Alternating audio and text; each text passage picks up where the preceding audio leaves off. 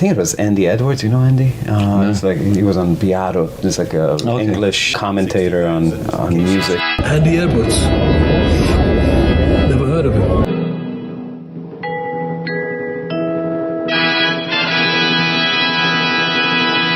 Need is love. Ba-ba-da-ba-da. All you need is love. Ba-ba-da-ba-da. All you need is love. Love. Do-do. Love is all you need. Remember when the Beatles, 1967 was it? When they did All You Need Is Love. You remember that? I don't. It was before I was born. But some of you might. They were on the TV and it was like one of the first sort of live things, and they got there, sat there with all their friends around them, strumming the guitar, singing that song, All You Need Is Love. It's a good, I believe in the sentiment. I do believe in the sentiment, you know. I do. All you need is love. That's all you need. They say it in the song. That's all you need. All you need is love. Don't need anything else. Right? Clothes, food, you know, cars, board games.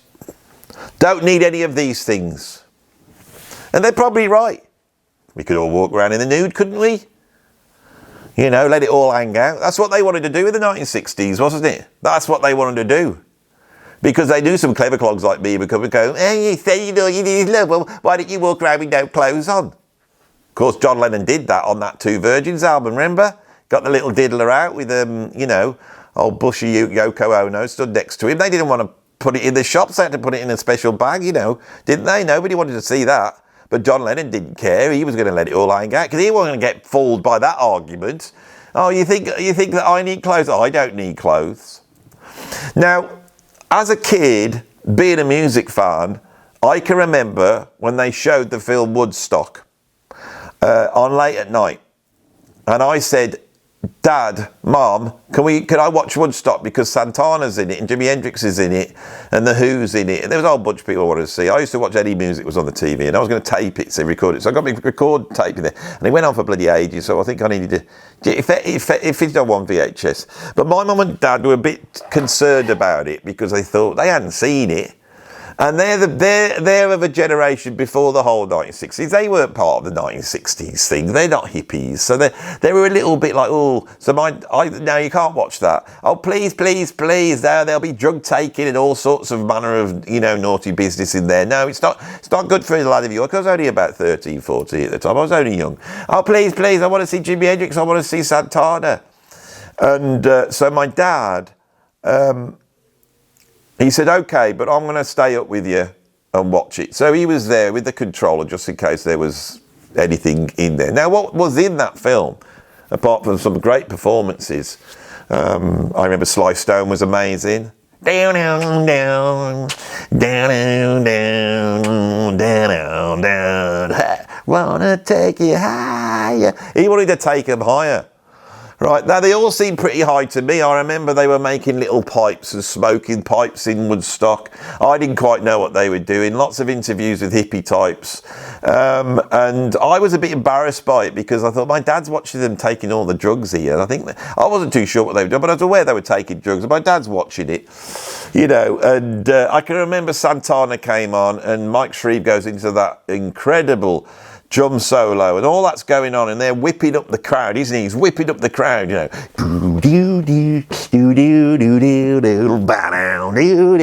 This is what I do now.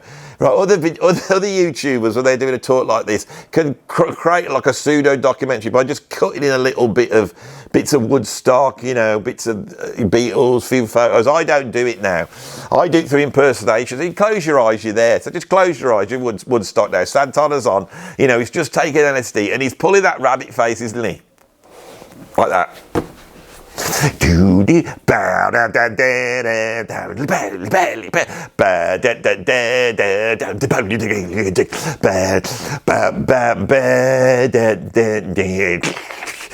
know, absolutely amazing. This was a high point of Woodstock for me, you know. I loved it. You know, I remember Shannon coming on. I didn't like that at all. Richie Havens came on and he went on for ages. Didn't like him. Crosby, Stills and Nash, I didn't like them at all. Bloody hell. So there's a lot there I didn't like, but I love Santana. Bow, down, down, down, down. You all picture it in your head, aren't you? Then if they go to that drum solo, you know, Mike Shreve, God knows what he's taken, but his one eye's closed down like that, isn't he? His one eye's closed. I mean, he's doing this solo. It's absolutely amazing. And I love it. And they focus on this girl in the audience. She's a nice, pretty blonde girl. They used to do this in 60s rock concerts. They don't do it so much now. And to show you how great it is, for those of you that haven't got ears and have to realise that something's great with your eyes, they filmed her slowly getting into this. And then she was like, oh, I'm so into it. Oh, it's amazing. I'm having like a Woodstock experience. But whilst that's going on, and so recently I tried to find this bit in the film. I don't know whether they've taken it out, right? They shouldn't have taken it out, because for me, it only lasts for probably a second on screen. But I'm sure at one point, am I wrong here? Have I dreamt this? Because I can remember watching it with my dad. Santana's on. My dad loves Santana. We really enjoy this. It's one of the good bits. And I feel like they're not sitting there hyperventilating and doing bloody Kundalini stuff and smoking dope and being off their heads. I thought we got Santana around now, down, because I'm a bit embarrassed with my dad watching what's going on and judging it all. I just want to watch the music. But in the middle of that, and now I don't know whether it actually exists, so I'm asking you whether it does exist. There's a few seconds where there's a naked bloke dancing with a sheep.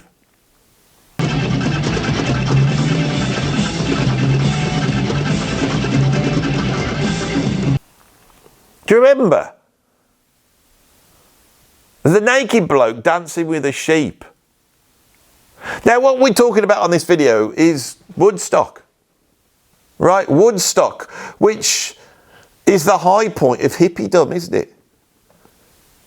It's the high point. This was the dream. And then Rolling Stone come on with their ultimate thing, Altamont. You know, when they get that black kid at the front of the stage and all the Hells Angels stab him to death. Right?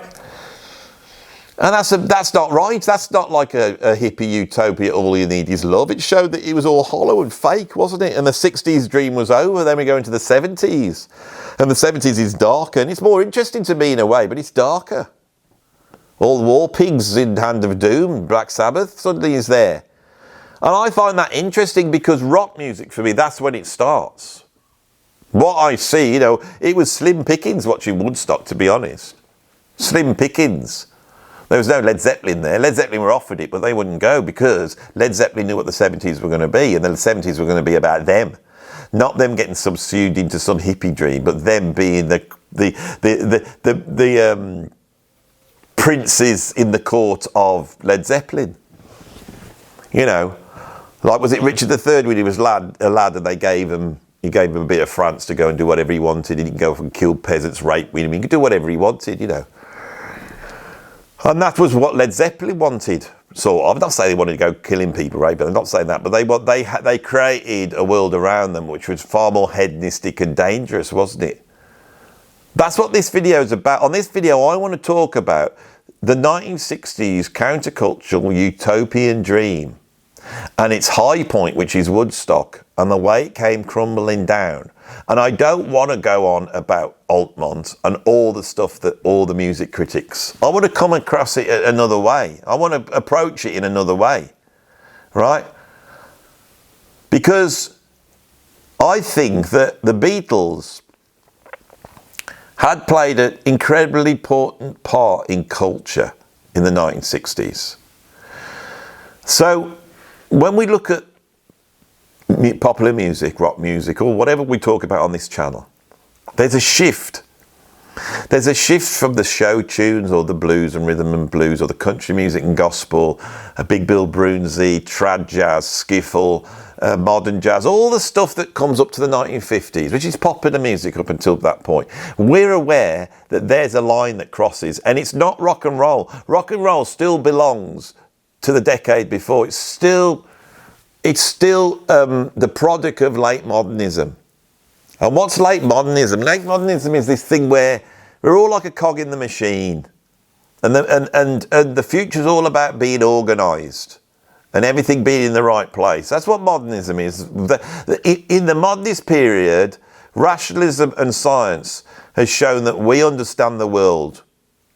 And then this idea comes out and goes, we don't understand the world. There's mysteries there. Now, this emerges in the 1910s, the 1920s, and it fuels an aspect of modernism where the arts are pulling apart what make the art, because they're looking, shall we just do pure abstraction or shall we do conceptual art? The arts are pulling apart the art because they think that they can understand it in a scientific way by exploring the elements. And it gets to a point where they get, they bite their own tail, the arts do, and they start to ask themselves, what is art? And this is postmodernism, you see. And rock music is a product of postmodernism, but there's something, especially with early rock music, which is far more utopian, it's far more Nietzschean. It's far more about the Superman than the man.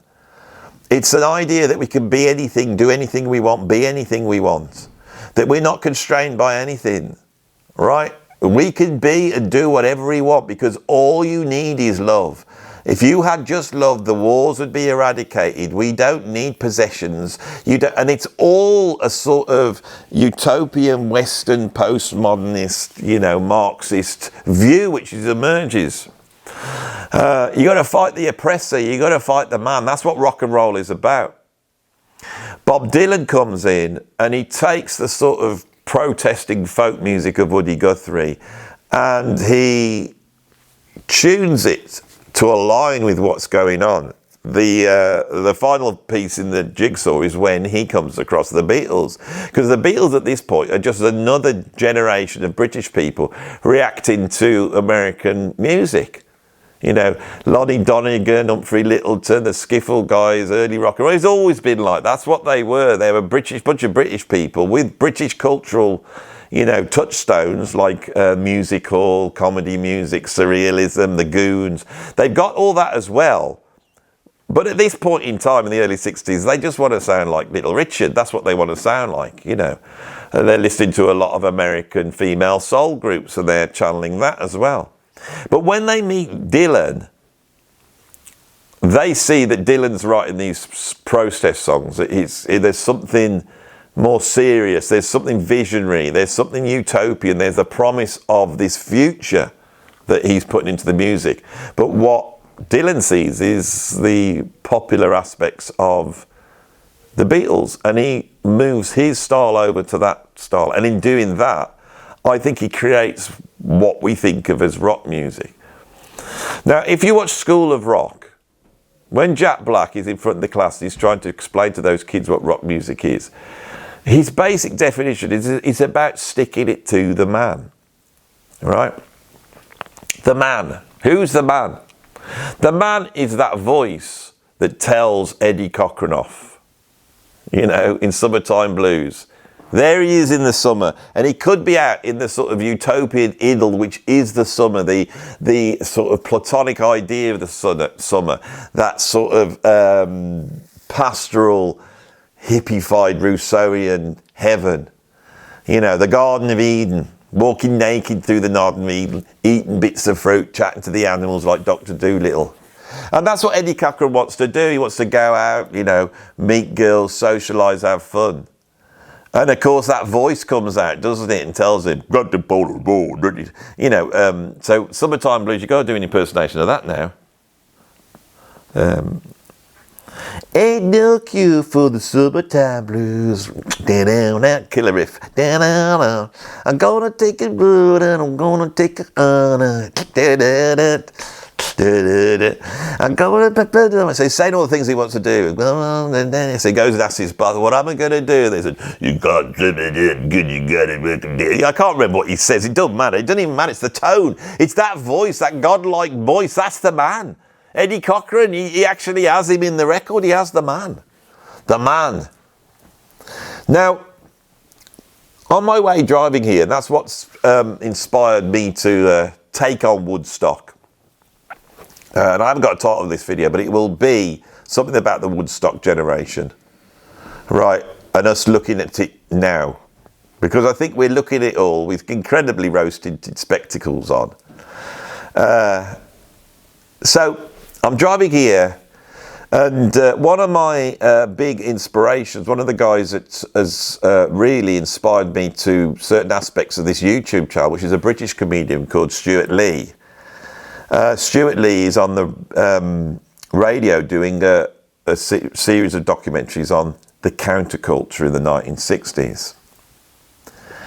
And he started to talk about in 67 that there was a sort of a summit of countercultural thinking.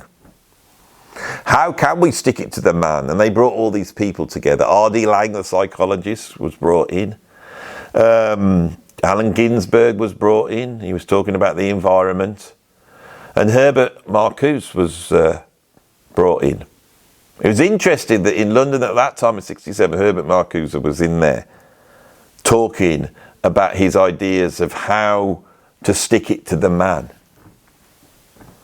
Because the idea that the world is not about truth, and it's not about beauty, it's about oppression and the oppressed.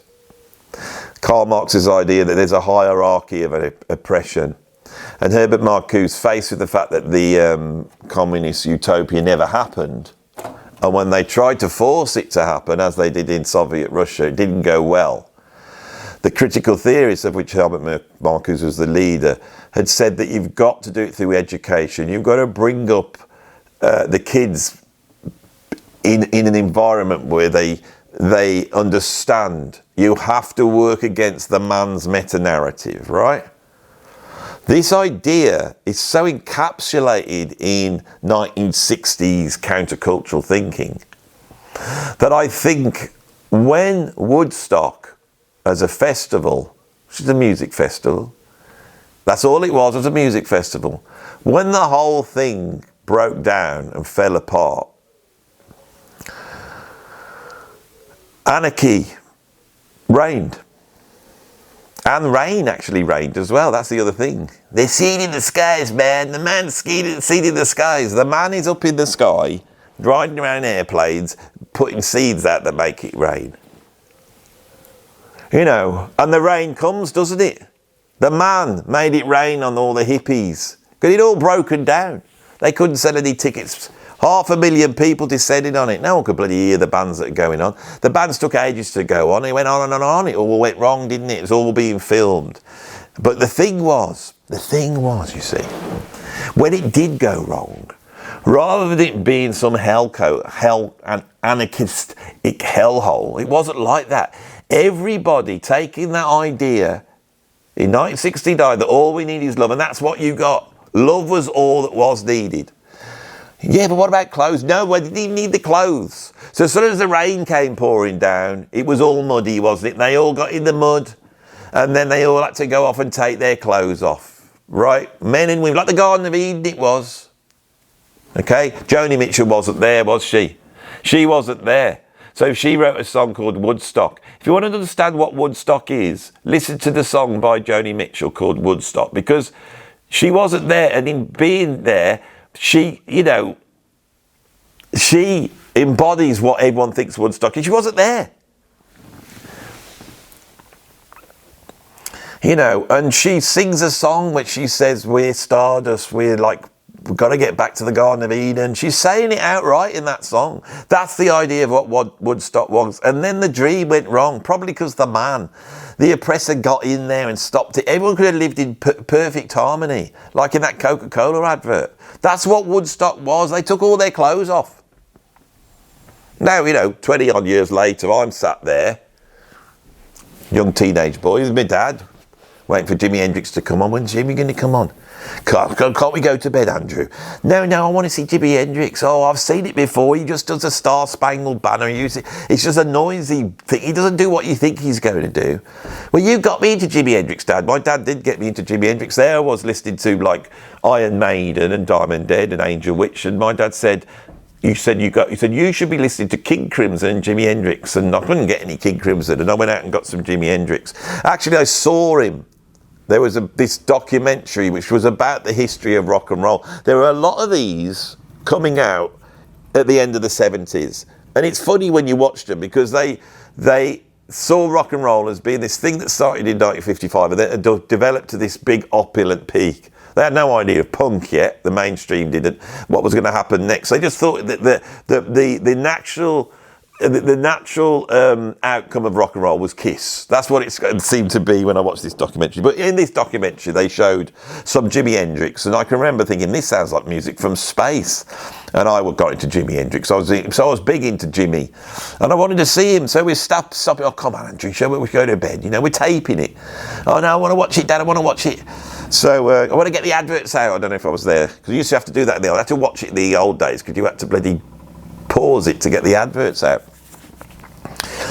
Then they all start taking their clothes off. I thought the bloke with the sheep was bad enough. Now they're all taking their clothes off. You know, they're all in the nude, walking around in the buff, taking their clothes off. They are showing all their bits off in front of each other. Oh, what's my dad going to think of this? What's he going to think of this? He's not of that generation. He doesn't like this sort of fruity behaviour, my dad. He's not like that. He doesn't like that sort of thing. He's not going to condone this. It's not going to look good on me. This isn't going to look good on me.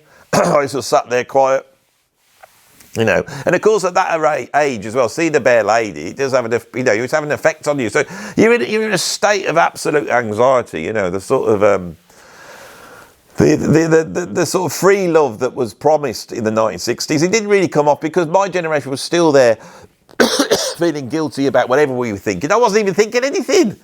I feel it now. I wasn't thinking anything. I was just embarrassed. That's all I was embarrassed. Seeing all the bare ladies walking around. That girl shaving her armpit, remember, in the lake. What's she doing? She's shaving her armpit in the lake. Right? I thought girls just had bare, you know, bald armpits. I didn't realise they had hair under there. Or if they got hair anywhere else, well, I don't even want to know. Oh, now I've seen they do. Bloody Yoko Ono all over again, isn't it? So, I'm sat there with this embarrassment going on and waiting for Jimi Hendrix, right? That idea, those scenes of the hippies at Woodstock with no clothes on, with the girl shaving her armpits. I mean, of course, John Lennon never mentioned this, that you might not have any clothes, but you will need, of course, a razor to shave your armpits with. But you wouldn't in the future. That girl had just got it wrong. She just let it grow, like Nana in Red Balloons. Remember that? That was another cultural moment for us in the UK when she had that red balloons. No, red balloons and all that. What the hell's going on under there? You see, it's all about hair. I think you can tell how uptight a society is by how we look after bodily hair. You know, as soon as men are waxing themselves, you know, you're in the most sort of uptight sort of platonic sort of perfectionist realm, you know, of otherness. And that's what we're in at the moment, aren't we? It's not like the 60s anymore, is it? No. It's the complete opposite, isn't it? It's all fake, it's all capitalism, it's all this and this. And of course, the job's still got to be done, hasn't it? It was never achieved. So there I am, listening to Stuart Lee, who's about my age. And he's a lefty. And I love Stuart Lee. But there he is, and they're talking, and they're interviewing all these old people, aren't they? I was there at so-and-so, I was there at this, I was there. And they're still talking like they're pushing against the man. Right? Why did Woodstock happen? Why does it really, me as someone who really wants to understand what has gone on in my lifetime, historically, culturally, politically, and I do that by studying the thing I know, because I believe that the whole knowledge of the whole world could be found inside a grain of sand. So I look to what I know, and it's pop music, rock music, jazz and all that stuff, and I find it really interesting. And what I find interesting is to take all what we've been told about it. The establishment view, right? What you would expect to have on Radio 4, the most middle class establishment, you know, piece of media there is in my country. who on a Friday morning is having this little, series about counterculture presented by Stuart Lee. And they're going all through it, interviewing all the people. That is the establishment. The establishment view of Woodstock is what I've been describing. That these people, these almost like brave souls, were fighting against the man. They were fighting against the oppressor. To quote exactly what one of them said, we were fighting against the oppressor. And we were trying to build a future that was more equal, where everyone could live in peace and harmony. Right?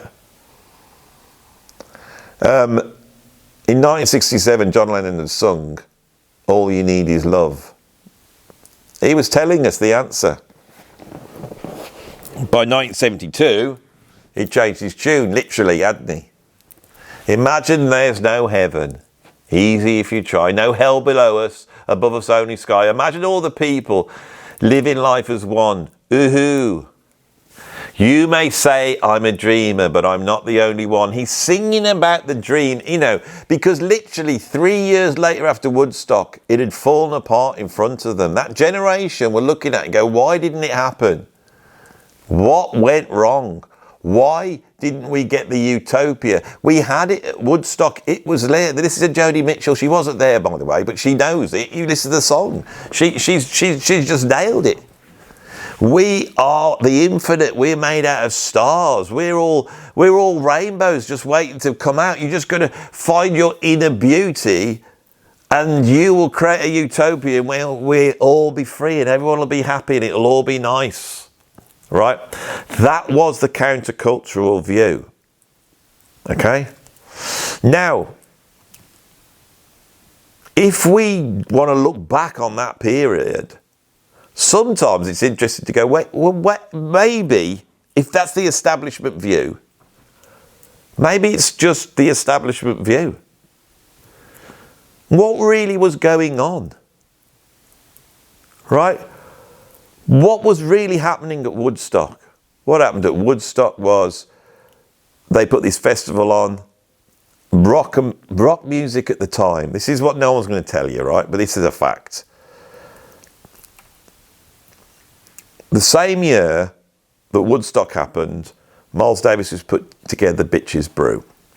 Now, Bitches Brew is a much darker side of the freedom that was apparent in the sort of idea of what the future could be that had emerged.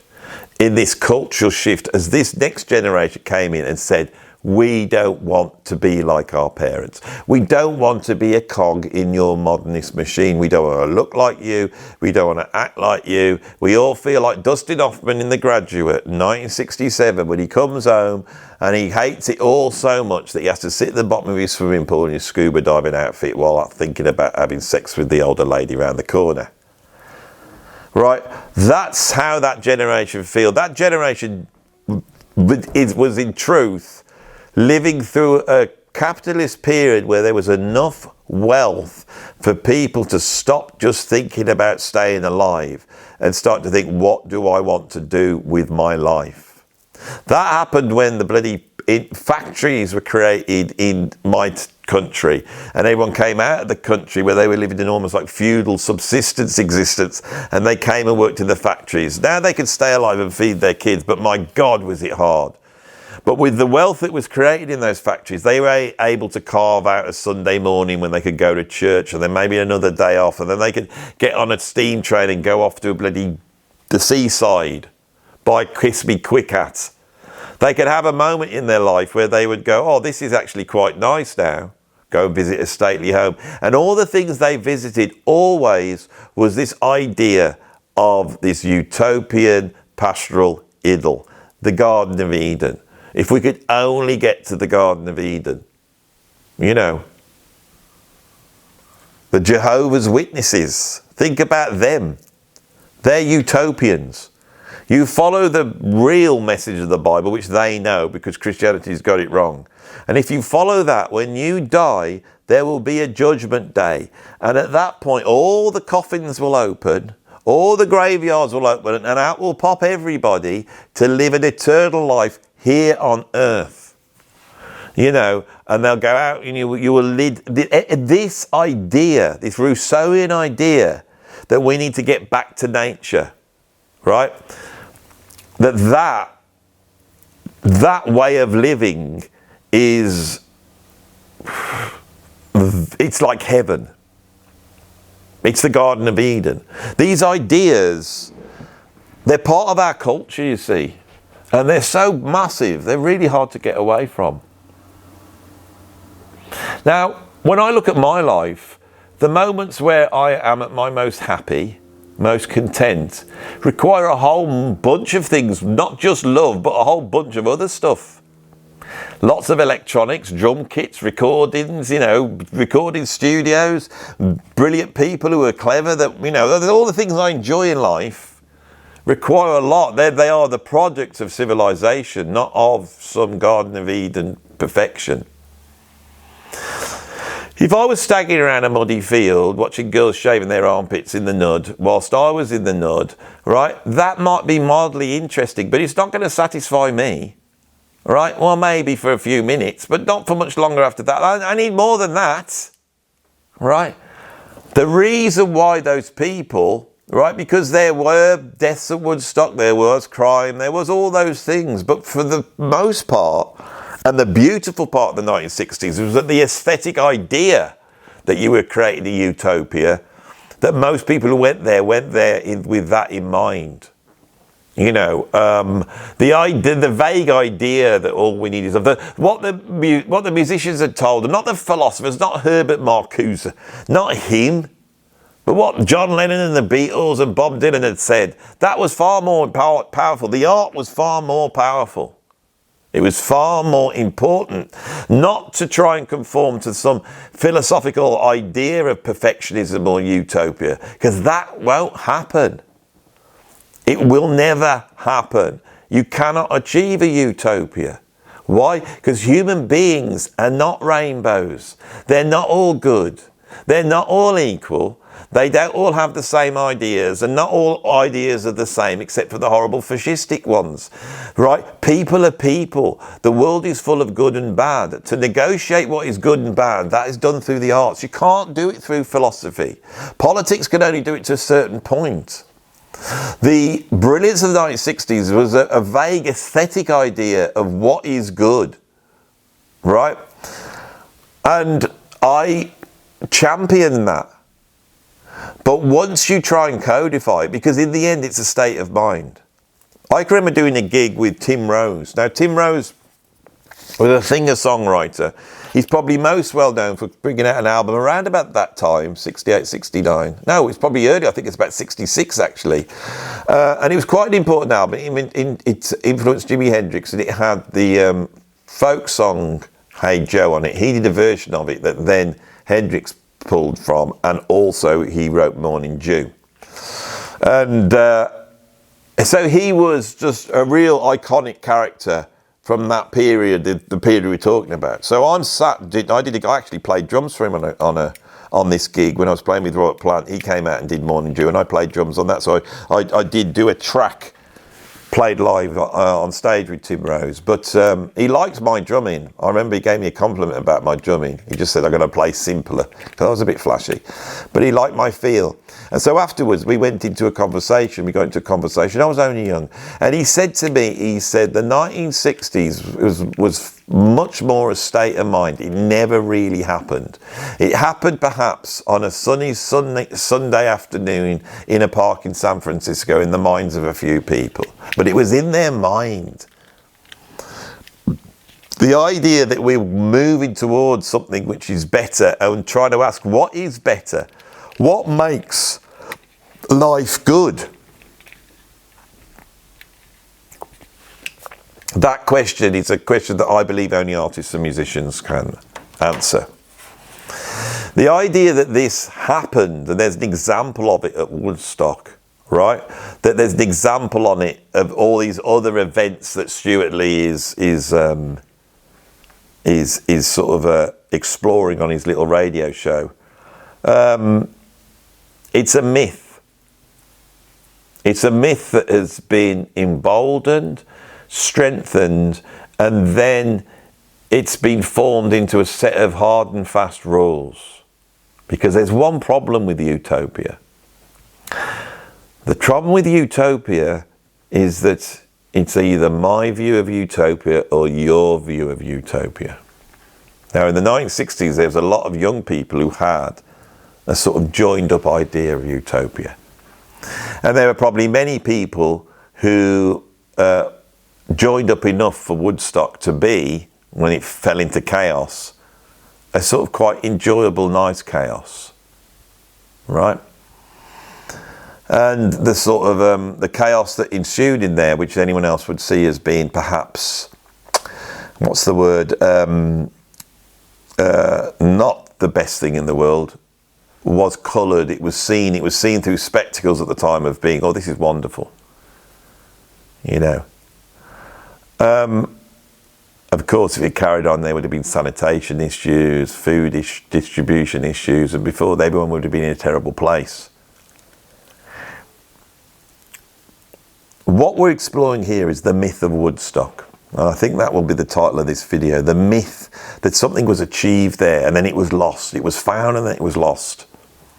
Because that idea has permeated into the establishment to such a level that we cannot see the world now, none of us can, without those glasses on. And we have to take those glasses off in the same way that Dylan got people to take the glasses of modernism off, where everyone was seen as this cog in the machine, that you were seen as a little version of your parents and you were going to do the same thing as them, and that was going to carry on like that, that technology would create this sort of industrialization and you just had to be a part of it, and wealth could come your way, you know, the sort of wealth that's seen in the Graduate, that guy is affluent, educated and wealthy enough to be able to have the privilege of being able to react against it. You know, like every single Marxist preaching communism in a Western liberal democracy. They live in with the freedom and the comforts that capitalism gives them, where they can pronounce that this is the way to the world would be better. So last night I sat down to watch this new footage of Led Zeppelin at the Bath Music Festival in 1970. Very weird, because there's not that much live footage of Led Zeppelin, but more interesting is before Zeppelin come on, it takes half an hour and you've got this silent footage of people just filming the Bath Festival in 1970. And it's like looking into history. It's like I'm watching all these hippie types walking around and you're seeing it for what it really was, right? I watched that last night and that really inspired me to do this video. What you've really got, if you watch that video, is we're in Bath. I shouldn't say Bath. We're in Bath. We're in a very sort of posh middle class area. It's still like that now, Bath is. And there's this music festival going on and everyone's descending down it. All the young and beautiful people. And this guy's filming it. And what he's filming it is the peak of Western liberal capitalism embodied in these almost Nietzschean youth characters, almost like archetypes. These blokes chiseled, you know, white chiseled men walking around with the long black flowing hair and beads, you know, and there's a certain adaptation of masculinity. The girls walking around. There's one bit in the video where there's some, I think it's a girl dancing, and she's got these Indian moccasin boots on, and they're filming these boots for ages because they're looking at it going, where's she got those boots? It looks like a fashion show. This is the most fashionable top of Western civilization coming together, right? What you see at Glastonbury now, that's what you're looking at back then. Jimmy Page arrives with his entourage, and there's more beautiful girls, and there's all of this and that, and Robert Plant arrives, and it's all about showing off. There's like other blokes walking around, they're smoking fags, they got short-haired sideboards, they're not with it at all, and they're not with it. You know, but there's one guy at the front and he's doing all this dancing, he's got his shirt off and he's doing all his hair's going on. I thought, where's that dance come? That dance is not how people dance in the 1950s. They danced with each other. Dance was seen as a way for them to meet the opposite sex and hopefully get close to them. This wasn't. This was a dance of, it was showing off. He's come to the front of the stage and he's going, I am a fashionable representation of what is going on. And what's going on is,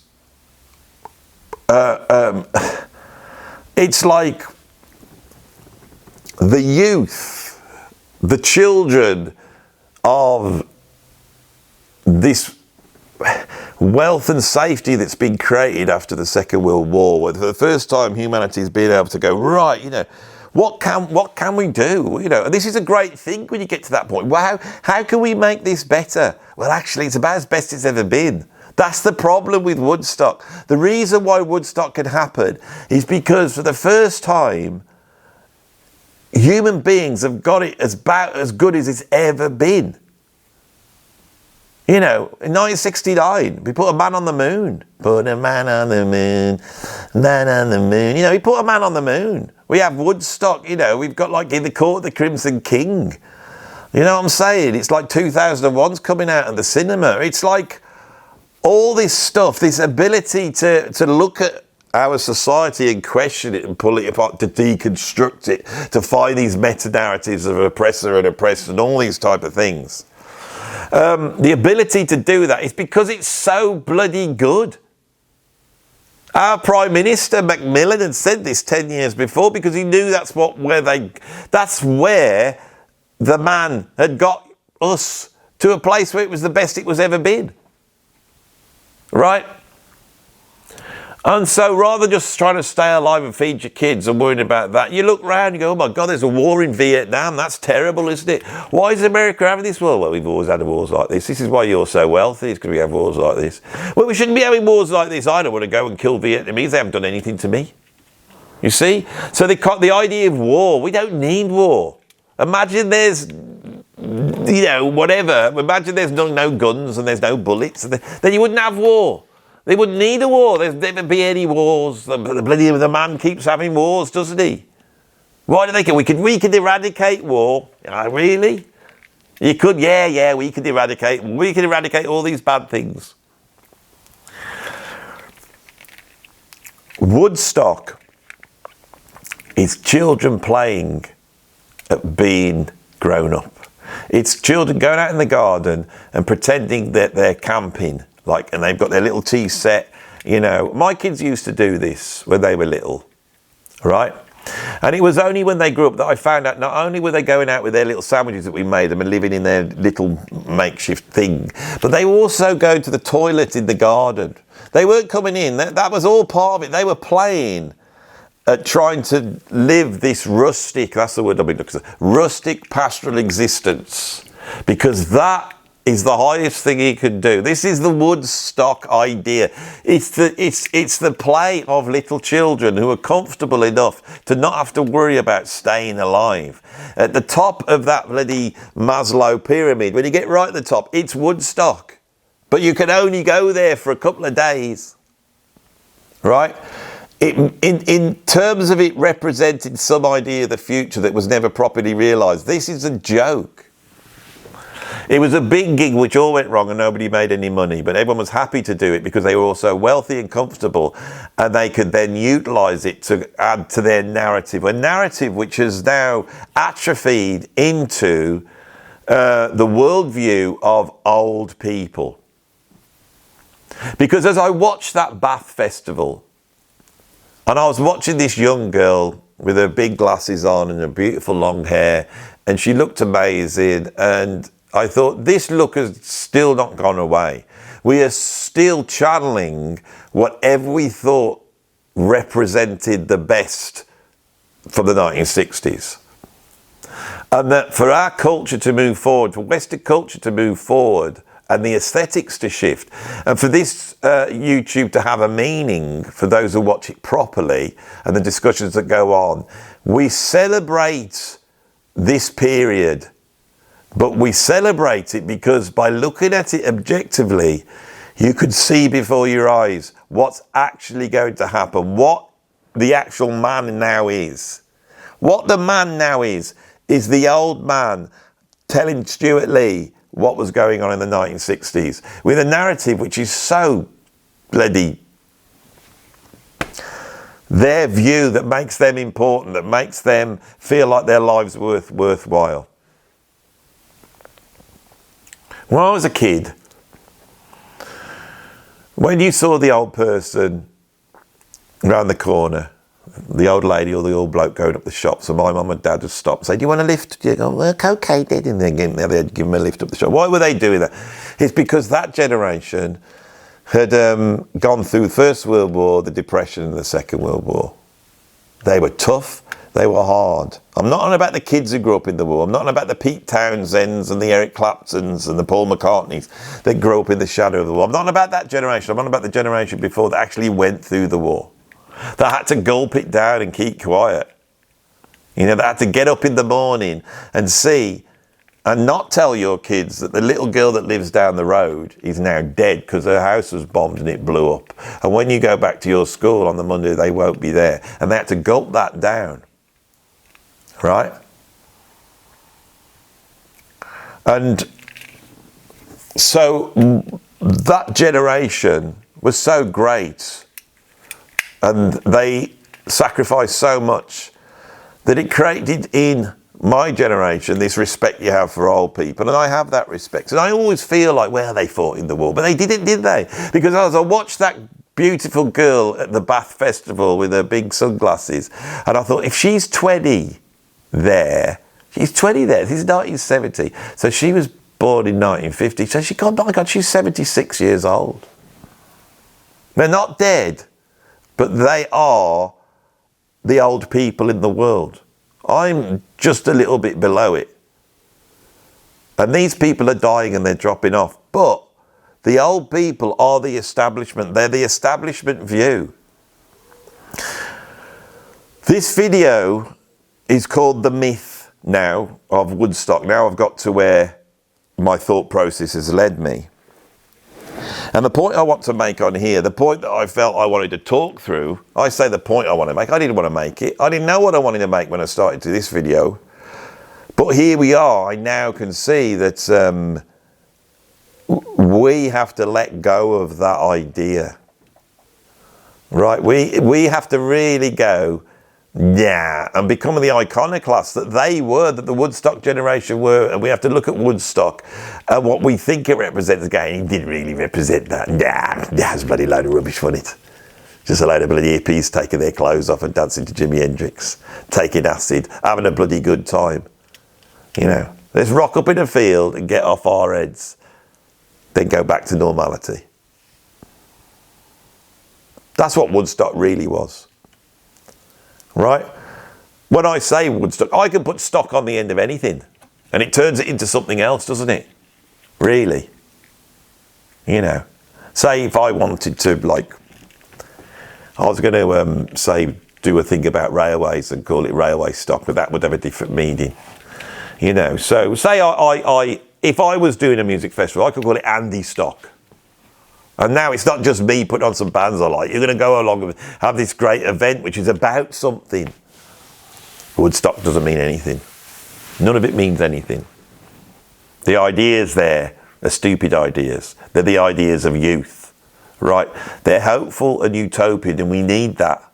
And it's great sometimes when the youth, because more than anything else in the 1960s, the focus that fell on all these other people, suddenly the baton of what was beautiful, what was worth, that was given to black people, to gay people, to women, all these minorities suddenly emerging. And we're looking at their voices, you know. Rock and roll basically is the 1960s generation going, I don't want to be like my mum and dad, I don't want to live like that, but where are you going to look for your inspiration? I don't know, Robert Johnson. It's really strange.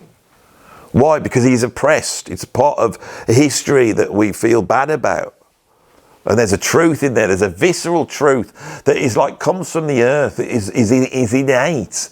Like when you get out into nature, it's truth. It's the way things really are, seen by the real person, the person that's sticking it to the man. It's all these ideas. And I'm not saying these ideas are bad. What I'm saying is they've atrophied. And I say this on this channel over and over again. These ideas have atrophied. We celebrate them. But for me, rock music got interesting when these ideas fell apart. And they fell apart literally by 1970, 1971. Okay? And there is a kind of desperation in rock music at that point, where it becomes so grandiose, it becomes all about the hedonism inherent in the music itself.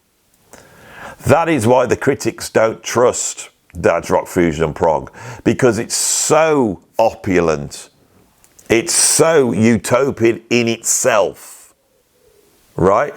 That they cannot see it as being the music of the oppressed. Right. But the emergence of punk, you see, it's that narrative that then punk comes and the oppressed then stick their head up. The oppressor and oppressed hierarchy, right? That idea that the world is basically that, and that we need to escape that. We need to escape hierarchies. That is what the 60s countercultural movement was about. And that idea has become hierarchical because it's become the establishment view. So, if you could imagine Woodstock now as being what it was, the kids of families who had played the game, gone through the war, had jobs and got them a nice house, and had let the kids arrive at a point where they didn't have to go out and work, they didn't have to do any of that stuff, that they could go off at the weekend to Woodstock and go and take acid and watch Jimi Hendrix. None of those people were there, they hadn't just been born out of eggs, 1960s eggs. They hadn't been hatched from nowhere. They were the children of the generation before. And although Jim Morrison pretended that he killed his dad and did whatever he did to his mom on the tune The End, and he tried to announce at the end of that they divorced themselves from their parents in a way, they hadn't. They were all still there. That childishness has become a part of our cultural establishment. And to hear these old blokes waxing on about how important it was for them to push against the man and to question oppression, and hearing Stuart Lee and them all talking about it on Radio 4. Well, Radio 4, which is like it's like heroin from the middle classes. And how do they relax? How do the middle classes relax in my country? They put Radio 4 on and they just drink it all in. They drink it all in. You know. No, Woodstock was a myth. 1960s was a myth. The whole thing was nonsense. The music was amazing. But when the Beatles really nailed it down to the one thing that I do agree with, once they got away from all the politics, and when the Beatles with their genius was able to boil it down into what was probably their pinnacle, their apex of their career, which is that point when they're on television, broadcasting to the world and saying in that moment when they couldn't have said anything, they said all you need is love. And I think that's a good sentiment. All we do need is love. But love is something that I have for me and my family and my kids, and for the music, and for those who love what I love. Right? Mine and my own. Yours and your own. And I love my country, and I love the trees I'm looking at through the window, and the sun and the birds, you know, and I love my record collection, and I love my dog. Right? And I can do all those things because I have enough comfort and privilege to be able to go, you know something, everything is okay. Do I need a utopia? I don't. Do you need a utopia, really? Perhaps the idea of a utopia, perhaps the late 20th century idea of utopia being Woodstock. That's the myth. That's the myth. And that's what we're going to let go of. Please, look in your hands, you're holding on to it. Even at your advanced age, you're holding on to it. And you're not living your life. Let go. Let go of the idea of a utopia. Stop being angry. Stop being frustrated. And stop thinking that your life should have gone to somewhere it hasn't. Count your blessings. See what you've actually got. You know, celebrate all the things you own and all the things you've had. Celebrate the fact that, you know, that if you are wealthy, that you're wealthy, that you're comfortable, that you're healthy. And if you've not any of those things, I send you my love and I send you my everything I've got in my soul, and if I can help you, I can. And if this video helps you, then I feel like I've done what I'm here to do at the moment, which is do these YouTube videos. I am not trying to denounce kindness or equality. I'm not. What I'm saying is that the way we achieve that is possibly by adapting a cultural viewpoint where, rather than seeing ourselves as rainbow, as some Nietzschean supermen and superwomen living in some sort of Garden of Eden, we just count our blessings and we wind ourselves in. You know. And perhaps the best thing you could do with your day-to-day is not sit in some bloody field listening to Jimi Hendrix on acids, shaving your armpits, while standing in a lake with a load of other people in the nude. Right? Perhaps that is quite ridiculous in reality. No, the best way you could spend your day is to forget about all that and find something you do love. Put your arms around them and give them a big hug and go, I love you ever so much. That's my message. And that's what I would like to think the Beatles meant when they sang. All you need is love. Da-ra-ba-da-ba-da. All you need is love. Da-ra-ba-da-ba-da. All you need is love. Love. Love is all you need.